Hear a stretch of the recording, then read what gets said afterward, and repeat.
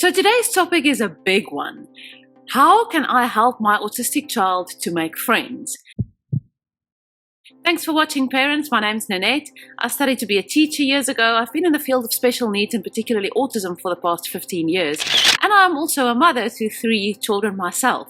So this is a question that we often get asked, of course, by many parents.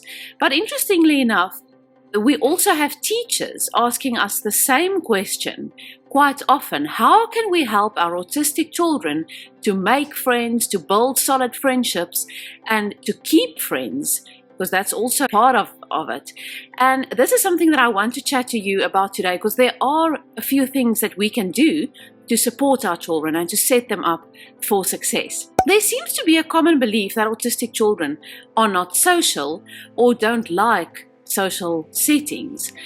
And the problem I have with those two statements, there's a huge difference between those two statements, where the first one assumes that my autistic child doesn't want friends, doesn't need solid friendships. And the second statement rather assumes, or I want to say acknowledges, that my child might find certain social scenarios trickier to manage. After speaking to different autistic adults, it definitely seems like the second statement is way more accurate, that there are certain social scenarios that our child may find challenging, and that of course makes social interaction really difficult in those situations. But the good news is there are little things that we can do to support our children and to help them make friends when they are ready for it and when they are keen for friendships, because many of our children are.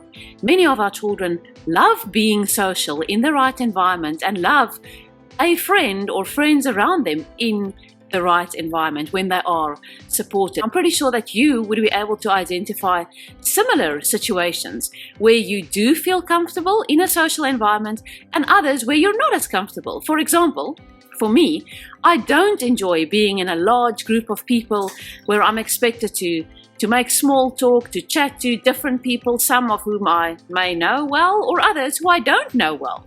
And I'm expected to make conversations, chat to people, ask them about the weather or what they did over the weekend, and I honestly don't even care what their response is going to be. But I do enjoy a catch-up over a cup of coffee with a close friend who shares the same interests as me. We have common interests, we know one another well, and we never have to worry about chatting about the weather or what you did over the weekend, because it's not about that. Because we have common interests, we've always got something to talk about. So there are 2 things that I want to share with you that we can do to support our children. And in case you don't know, I make weekly videos on topics related to autism, and I'm all about sharing practical, functional, real life strategies with parents, because I have a real passion for little things that we as parents can do to make a real difference in real life.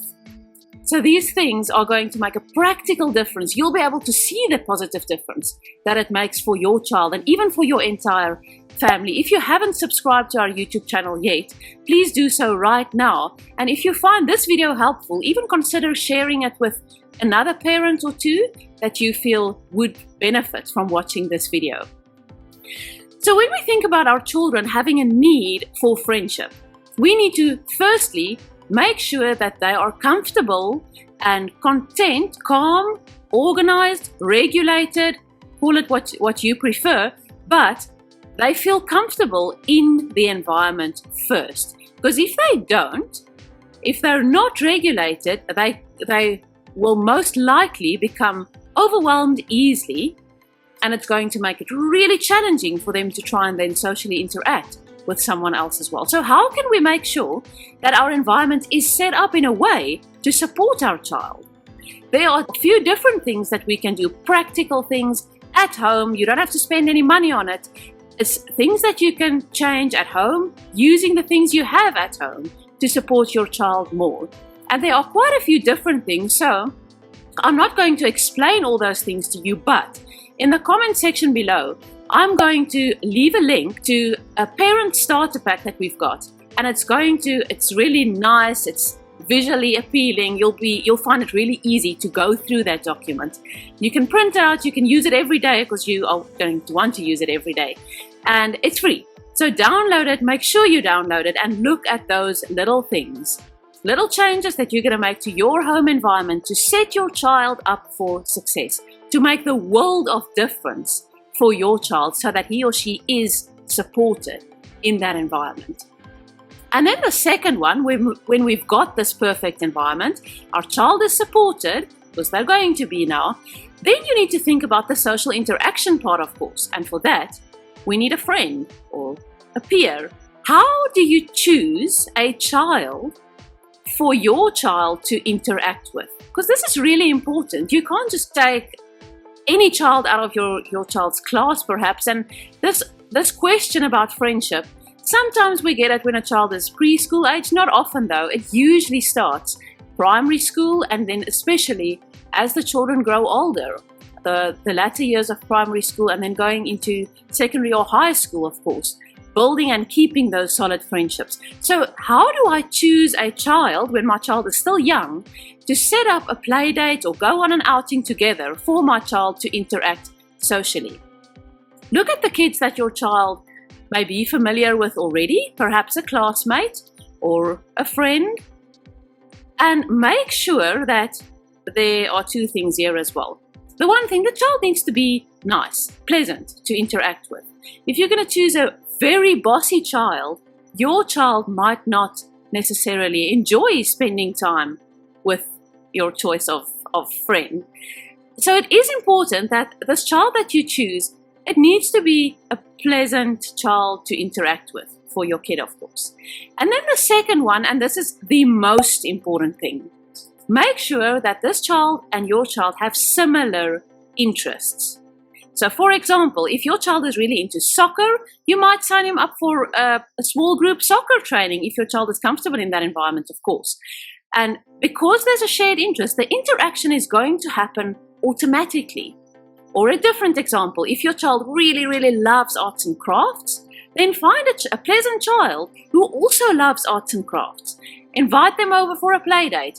Do some arts and crafts together, set up the activity, and you are not going to even have to worry about the interaction because there's a shared interest, a common interest. The interaction is going to happen automatically. And even if they start slowly, that's ideal, that's perfect. Don't try and push it too much because a solid friendship takes time to build. If you are planning an outing or a play date, doesn't matter what you're planning, and in the comment section below, let us know what you are planning. Are you planning on doing an outing, going to the park, to the beach, to a shop, perhaps your child's favorite shop, or perhaps you're planning a play date? Let us know because it's going to give some ideas to other parents as well, which is always amazing to share good ideas. When you're planning an outing or an event or an activity together, make sure that you prepare your child before you put them in this situation. And for that, we are going to help you how to do that in a proper way so that your child is going to be prepared and supported.